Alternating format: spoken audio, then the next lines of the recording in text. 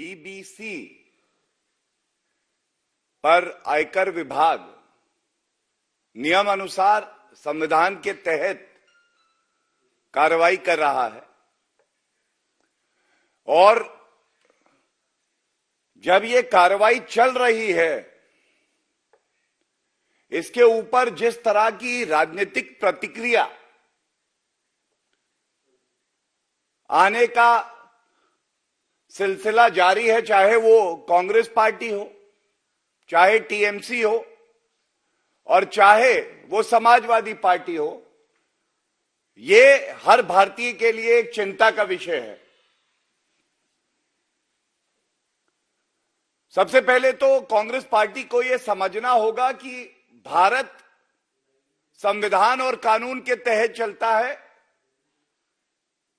और ये श्री नरेंद्र मोदी जी के नेतृत्व वाली सरकार है। यहां पे कोई भी एजेंसी हो, आईटी हो, इनकम टैक्स डिपार्टमेंट, चाहे जांच एजेंसियां हो, ये वो पिंजरे का तोता नहीं रही हैं जो सर्वोच्च न्यायालय ने कांग्रेस पार्टी की सरकार को फटकार लगाई थी। ये अपना काम कर रही हैं और सवाल आज ये भी कहा जाएगा,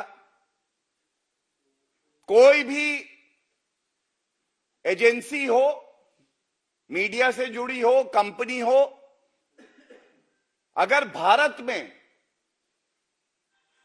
वो काम कर रही है तो उसको भारत के कानून को मानना होगा, उसका पालन करना होगा।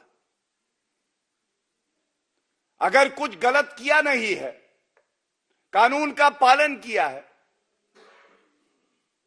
तो फिर डर कैसा, फिर चिंता कैसी?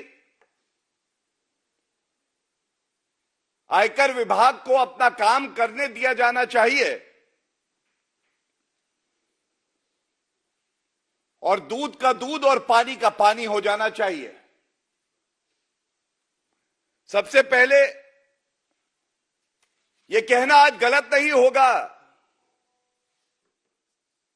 बीबीसी के अगर कृत्य देखें, जिसके उदाहरण मैं आपके समक्ष अभी पेश करूंगा, तो यह पूरे विश्व की सबसे भ्रष्ट बकवास कॉरपोरेशन हो गई है।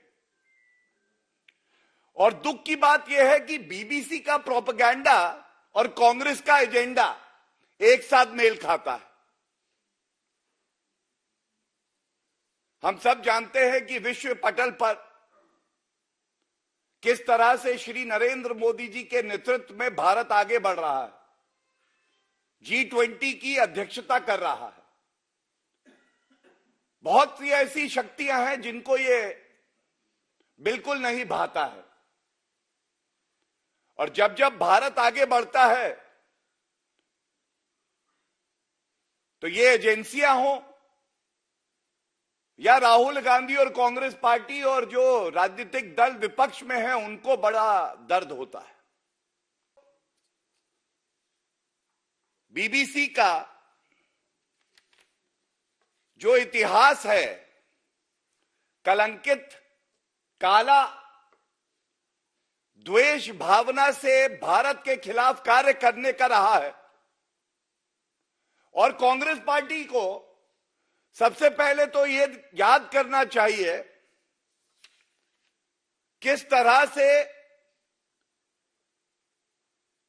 देश की प्रधानमंत्री श्रीमती इंदिरा गांधी जी ने खुद बीबीसी पे बैन लगाया। बीबीसी रिपोर्टिंग करे, निष्पक्ष पत्रकारिता करे, भारत का संविधान ये हक उन्हें देता है, लेकिन किस तरह की पत्रकारिता की आड़ में एक एजेंडा आगे बढ़ाया जाता है, वो मैं आपके समक्ष रख दूं। There is a reporting that was done by the BBC in a program. They unleashed the most venomous attack against our country. The program presenter referred to a commander of a terrorist outfit operating in Kashmir as charismatic young militant. एक आतंकवादी जो भारत की अखंडता के खिलाफ शक्ति खड़ी हो रही है, उसको बीबीसी ने बताया करिश्माई युवा उग्रवादी है। ये करिश्माई युवा उग्रवादी, ये किस तरह की रिपोर्टिंग है?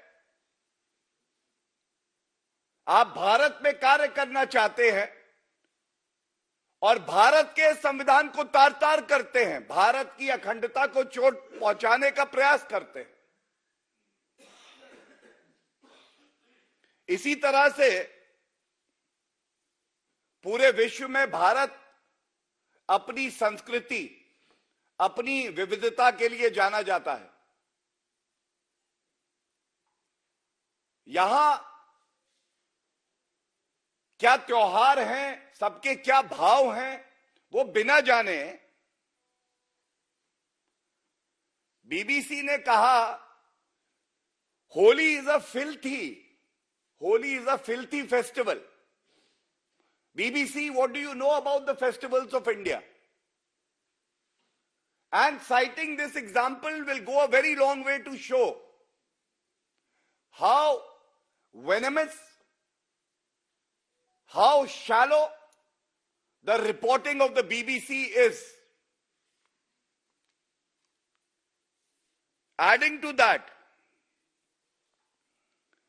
we all revere father of the nation, Mahatma Gandhi ji. But BBC wishes to operate in India, yet refuses to respect the icons of the country. The BBC very categorically in a program, and its presenter had the temerity to say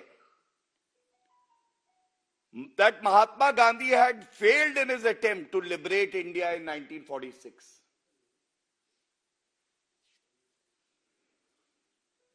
And BBC should definitely also pay heed to the words of UK's longest serving Prime Minister, Margaret Thatcher.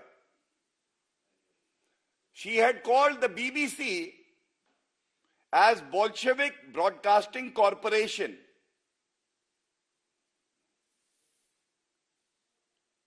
These examples are very important for a fundamental reason, and the reason is this.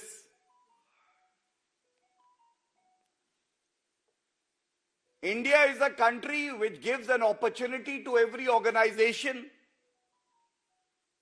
every individual, as long as you are willing to abide by the constitution of our country, as long as you do not have a hidden agenda,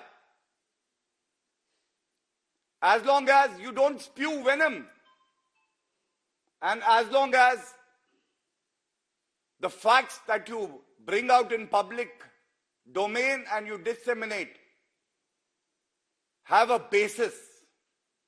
It can't be whims and fancies of a corporation. And this cannot be tolerated.